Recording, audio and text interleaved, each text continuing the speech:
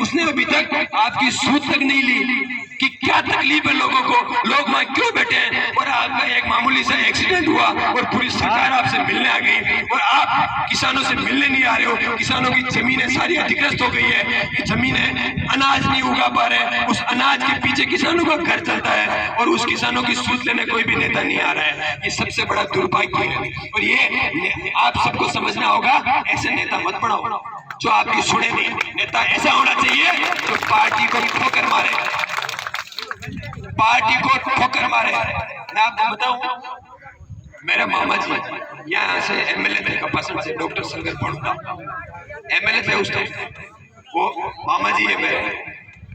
उन्होंने भैरू सिंह जी शेखावत की सरकार थी, तब सत्ताधारी पार्टी में एमएलए थे वो, और कुछ सांवरिया सेठ के मंदिर को लेकर स्थानीय लोगों से कुछ बात हो गई थी, तो उन्होंने उसी टाइम पार्टी से इस्तीफा दे दिया। हालांकि नुकसान उनको हुआ, आगे वो राजनीति नहीं कर पाए, पर अपना दम तो दिखाया ना। तो ऐसे नेता होना चाहिए।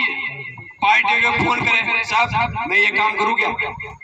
नहीं अपने वहां नहीं जाना, तो कोई नेता आएगा ही नहीं। नेता वो होना चाहिए तो पार्टी को साइड में रखे, व्यक्तिगत जनाधार वहां हमारे यहाँ कोई नेता नहीं है।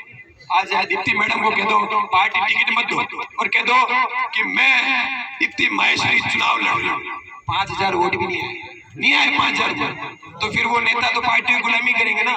नेता ऐसे होना चाहिए एक आवाज के अंदर हजारों लोग आ जाए तो वो नेता उनके लिए लड़ेगा, तो वो नेता उनकी बात सुनेगा। अब वो तो सारे पार्टियों के नेता है, पार्टियों के वोट है, और पार्टियों के वोट कहाँ है? हमारे पास है, हम ही दे रहे हैं वोट। आपको पता होगा साड़ा के अंदर एक घटना हुई थी राजकुमार, क्योंकि मुझे विश्वास है कि आप जो लोग यहाँ बैठे हो ना, हनुमान बेनीवाल जी पे आप लोगों को विश्वास है कि नहीं है? विश्वास, हाथ खड़े करके विश्वास है। मुझे पता है क्योंकि 12-13 दिन सूरज माली का धरना चला, लोग टूट गए, लोगों ने सोचा कुछ नहीं होगा, सब नेताओं ने अपना प्रयास कर लिया, कुछ नहीं होगा। मुझे पहले नहीं पता था, क्योंकि मुझे पता है कि हमारा जो नेता है वो कितना मजबूत है, मुझे पता था काम हो जाएगा। पर यहाँ के लोगों को प्रयास तो करो एक बार, यहाँ के सब लोगों ने प्रयास किया, कुछ नहीं हुआ, लोग टूट गए, अब कुछ नहीं होगा। मैंने कहा आप चिंता मत करो, काम होगा, और काम हुआ। सूरज माली की घटना में सूरज माली को 25 लाख का मुआवजा, हाथ पैर तोड़ने पे कोई मुआवजा नहीं देता है क्या? कौन देता है बताओ?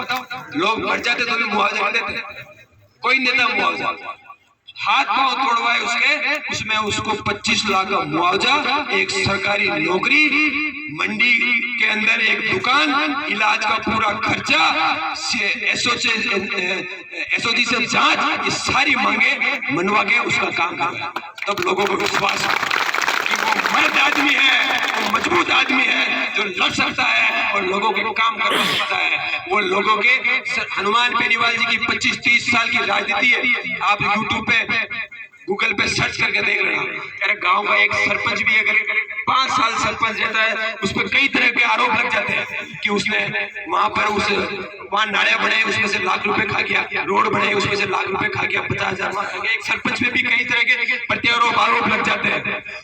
30 साल की राजनीति में 7 बार एमएलए रह गए, 2 बार सांसद रह गए, खुद की पार्टी बना ली, एक आरोप आज तक उन पर नहीं, एक आरोप भी उनके ऊपर नहीं है कि उन्होंने कहीं पर भी गड़बड़ी घोटाले किया। तभी तो सरकारों से लड़ लेता है। अब कौन कह सकता है भजन लाल जी को और मोदी को? कोई कह सकता है क्या? अरे भाई जिसका राज हो उसके खिलाफ कोई जा सकता है क्या? कोई नहीं जा सकता है।